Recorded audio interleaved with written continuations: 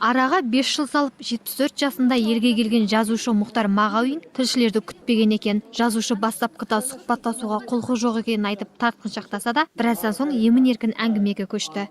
Жазушы үшін ең басты нәрсесі шығармашылық еркіндік, ой еркіндігі. Сол еркіндік бар.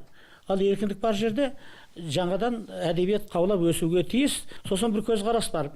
Мына тәуелсіздік заманда қазақ әдебиеті тұралап қалды, кейін кетті деген.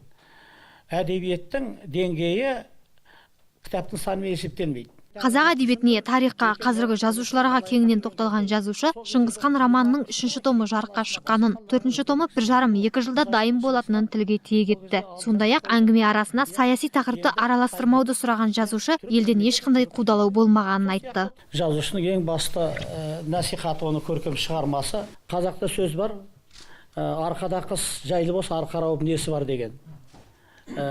Кетуге мені әрине баяғы орыстың диссиденттерін ұшаққа отырғызып шығарып салатын, жеркелеп, ондай жағдай болған жоқ. Мен өзім кеттім.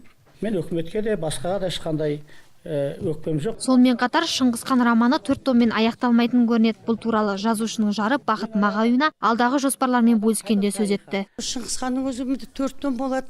Оның ар жағынан 2 том қосылады деп отыр. Өзен жаңа айтпады, өзі ештеңе деп, Алтын Орда қосылады деп айтып жүр. Енді өйткені жалғасады деп.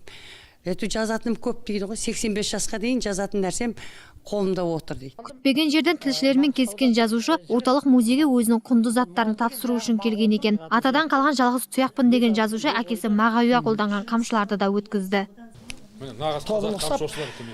Ұшына патрон салып, сосын неден? Нағыз қазақ қамшы осы екен. Нағыз өзі барлық әлгі канондарын сақтап жасалған қамшылар. Классик жазушы Мұхтар Мағауинмен жүздесуге асыққан жастардың қуанышында шек болмады. Келелі әңгімесін тыңдап, көкейдегі сұрақтарына жауап алды. Алайда мұндай кездесу енді қашан қайталанатыны жазушының елге оралу жайы әзірге белгісіз күйде қалды. Ақбота Мұсабекқызы, Юрий Проводин, Қазақ Ньюс, Алматы.